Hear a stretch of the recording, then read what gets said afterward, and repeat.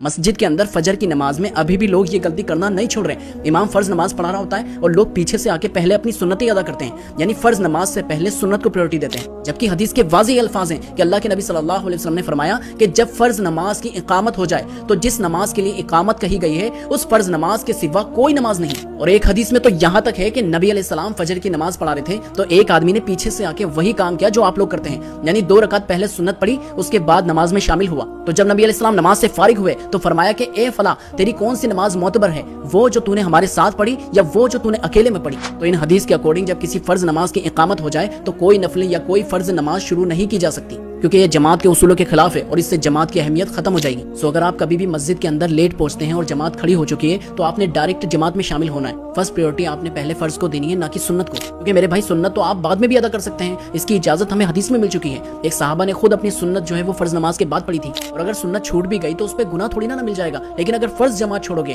تو ظاہر ہے کہ اس پہ تو پکڑ ہو سکتی ہے نا۔ اب اتنے سارے دلائل سننے اور پڑھنے کے بعد بھی آپ حق بات قبول نہیں کرتے تو پھر تو ظاہر ہے کہ یہ تکبر ہے، یعنی حق بات سے اناد کرنا۔ پھر تو ظاہر ہے کہ یہی سمجھا جائے گا کہ آپ بھی اپنے بڑے بڑوں کی اندھی تقلید کر رہے ہیں، یعنی جیسے ہمارے باپ دادا کرتے آئے ہیں تو ہم بھی وہی کام کریں گے، نمازیں بھی اسی طرح پڑھیں گے، اس سے ہٹ کے نہیں چلیں گے۔ لیکن یاد رکھیں کہ ایسے ہی لوگوں کے لیے اللہ تعالیٰ نے قرآن میں فرمایا، سورہ مائدہ آیت نمبر 104 میں، وَإِذَا قِيلَ لَهُمْ تَعَالَوْا إِلَىٰ مَا أَنزَلَ اللَّهُ وَإِلَىٰ الرَّسُولِ، اور جب ان سے کہا جاتا ہے کہ اللہ تعالیٰ نے جو کلام نازل کیا ہے یعنی قرآن، آؤ اس کی طرف اور رسول کی طرف، تو وہ جواب دیتے ہیں کہ قَالُوا حَسْبُنَا مَا وَجَدْنَا عَلَيْهِ آبَاءَنَا، ہمارے لیے تو بس وہی طریقہ کافی ہے جس پر ہم نے اپنے باپ داداؤں کو پایا ہے۔ پھر اللہ تعالیٰ فرماتا ہے اَوَلَوْ كَانَ آبَاؤُهُمْ لَا يَعْلَمُونَ شَيْئًا وَلَا يَهْتَدُونَ، کہ کیا یہ باپ دادا ہی کی پیروی کیے چلے جائیں گے چاہے وہ کچھ نہ جانتے ہو نہ سیدھے راستے کی ان کو خبر تک ہو۔ اگرچہ یہ آیت مشرکین مکہ کے لیے نازل کی گئی تھی، لیکن قرآن کی ہر آیت جو ہے وہ قیامت تک ہے، اور جو بھی اس طرح کا کام کرے گا یعنی حق بات آنے کے بعد نہ مانے تو ظاہر ہے کہ یہ آیت پھر اس پر بھی فٹ کی جائے گی۔